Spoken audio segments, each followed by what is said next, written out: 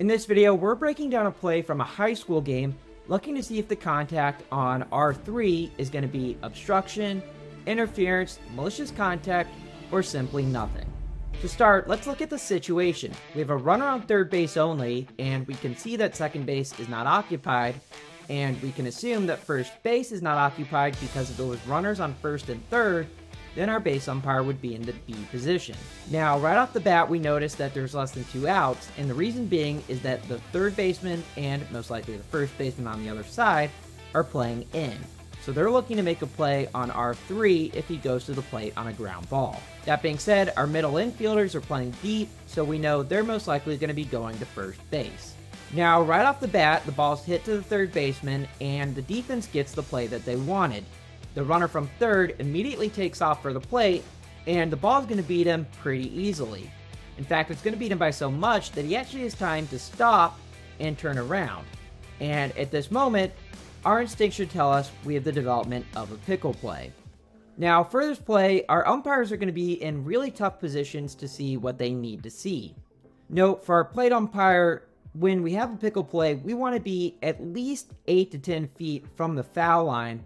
And the reason for that is that we want to have the ability to see from an angle whether or not the catcher on a tag attempt would actually touch the back of the runner. So with his position here where he moves towards the line, he wouldn't be able to tell whether or not the catcher actually made the tag on the runner.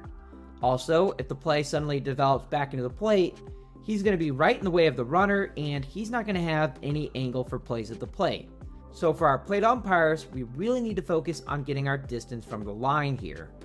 Now for our base umpire, he's very far back away from this play, and he's even moving as the play happens. But to get in the right position, we'd like to have a better angle on this play. Where he is when he's deep like that, closer towards the baseline between second and third, he's also going to be flatlined like his partner. So what can he do to get in a better position? This actually goes all the way back to his starting position. If we go back and look, you'll see that his position is probably a little too deep. Remember, for our base umpires, when we're in the C or the B positions, we should be about halfway between the cutout at second and the back of the pitcher's mound. On this play, he's too far back, and I think that hurts him with being in a good position in the working area. If he's further forward, first of all, he'll have a better view on a pickoff at third base, whereas right now he's flatlined.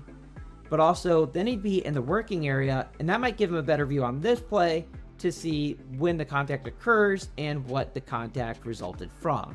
While we're on this note, I want to point out that even if the middle infielders are playing in as well, as the base umpire in a crew of 2, we never want to work behind the fielders. There's a couple of reasons for that, but that includes that if the fielders are in front of you, one, you're working too deep and you'll have no angle for plays back into third, but also then you can't assist with a catch, no catch. So if the infielders play in, then as the base umpire, we want to move forward and maybe more up towards the middle, but we certainly don't want to go behind the fielders. Now, it can feel a little tight there, but remember, as long as you're a step and a dive away from the fielder, you should be far enough out of the way to not interfere with any plays. Let's break down pickle plays and what are the most likely outcomes. First, you're most likely to see an out. You're going to see the runner, after making 1 or 2 attempts to go one direction and then the other, pretty much give himself out and be tagged out fairly easy. The second most likely occurrence is that we're going to have an error by the defense, resulting in the ball being thrown away and the runners advancing. After that, the third most likely outcome is going to be that the runner leaves the baseline trying to avoid the tag and is going to be called out for that. The fourth most likely outcome is that the runner is going to draw obstruction, which is usually going to be caused by one of the fielders making a throw to their partner and then failing to get out of the runner's way in the baseline fast enough and causing obstruction. After that, the fifth most likely outcome is going to be that the runner actually does reach base safely, getting out of the pickle play, usually by a very athletic move that would make a SportsCenter top 10, but honestly, that's extremely rare. And finally, the most rare occurrence is going to be that we have either interference or malicious contact by the runner. Again, that's way at the bottom of what's likely to happen, but let's look at this play and see which outcome we have here. First, as we see here, this runner does not give himself up, so we know that's not going to be the outcome. And we see as well that there's not an error by either of the fielders. Now, while malicious contact is probably the most least likely outcome for any pickle play, we do need to be aware that if there is malicious contact, it's going to supersede anything else, obstruction, interference, anything. It's all superseded by whether or not we have malicious contact. Now, malicious contact isn't defined in the rules book, but we can think of it as either an attempt to dislodge the ball or an attempt to injure. And on this play, I think we do have malicious contact with the runner going out of his way to make contact with the fielder and to try to keep the fielder from getting the ball. Going back and watching the play, you see that the runner, when he's going back to third, starts in fair territory, which is where he needs to be since, as we all know, the bag is in fair territory.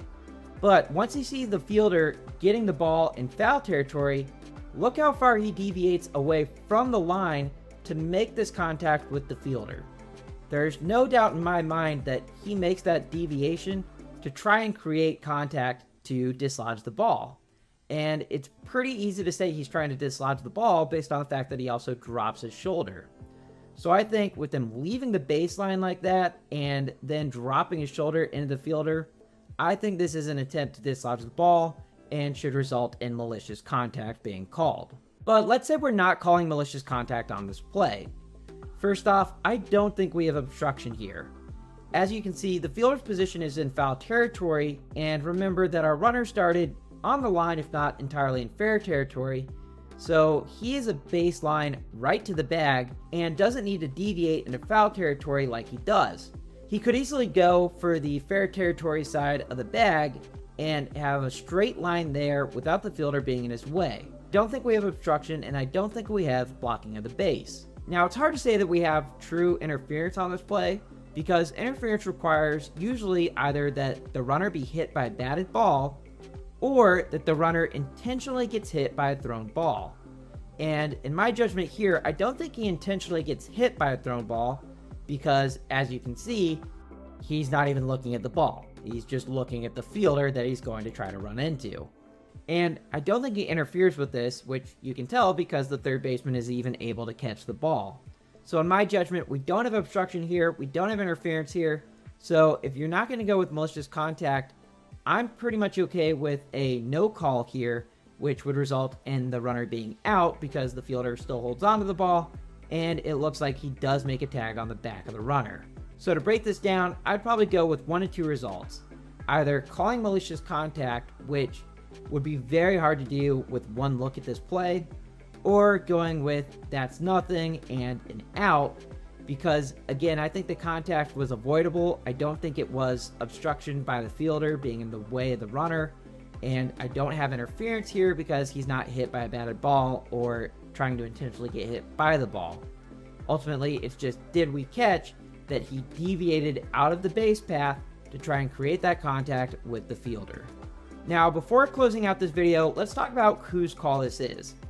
So with the runner starting on third base, we know that our base umpire has all plays on the bases, and the scenario is not an exception to that, so he's going to have the initial play at third. Now, in a crew of two, it is possible for our plate umpire to take this entire play, telling his partner that I've got the whole play. When he does that, that lets his partner bounce back to the batter runner who is somewhere between first and second.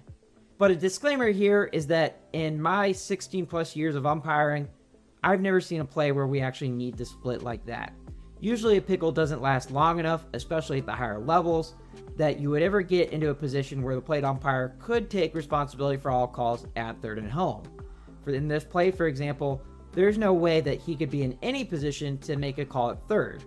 So don't worry too much about that mechanic, but just know that here we're starting with our base umpire having the initial call on the play at third. Now, from his angle, especially that deep, he's really going to struggle to see, do we have obstruction, do we have interference, do we have malicious contact? Now, for our plate umpire, you do have a better angle on the base path and to see any deviation by the fielder or the runner. So you might be able to help on this play, and this could be a situation where once the call is made by your partner, we might actually want to call time and get together to discuss the play. You wouldn't need to be prompted to do so by either of the coaches, but anytime we think that there could have been malicious contact, that's usually a great situation for us to get together immediately to discuss the play and then render a ruling. But either way, again, watching this play once, it'd be very, very hard to say anything other than this play is going to stand. I wouldn't call interference, not going to call obstruction, probably not going to call malicious contact. It's just a hard call to get in real time. So knowing that, I'd have no issue here if they said the play stands, which is going to have the runner being tagged out. But the other option that this crew could have done, and that going back and watching this a bunch, I think probably was the correct call, would be to call malicious contact on the play. The runner clearly deviates to create contact in an attempt to dislodge the ball. That's a perfect definition for malicious contact, which again would result in the runner being out, which is what you got either way, the only difference being the runner being ejected. And because malicious contact would result in an ejection, I can completely understand a crew not going with malicious contact on a play like this. It happens quickly, you only get to watch it once, and you're then ejecting a player from the game. So we only want to do that in situations where we're very confident in making that call. So I don't have any issue here with a no call and simply going with an out. And yes, there is some thinking probably in the back of the umpire's mind that we got an out either way. There's no reason to make this bigger than just going with the out, especially considering the fielder didn't seem injured and the only one who went to the ground was the runner. Now, I do think we could have called malicious contact here and that would have been the right call, but that's definitely a bold call, and it certainly takes a lot to make that call in the situation. And to make sure we're able to make those ballsy calls, we need to make sure we're wearing the right protective equipment behind the plate. And the place that I go to get my equipment that you should go to get yours is Diamond MMA. They make high-performance athletic cups as well as compression shorts and jock straps, all the things you need to make sure that you're keeping the boys safe and that when the big moment comes up, they're ready to make the call. So be sure to use the link in the video description to get your discount at their website, diamondmma.com. As always, thanks so much for watching, and I look forward to seeing you on the field.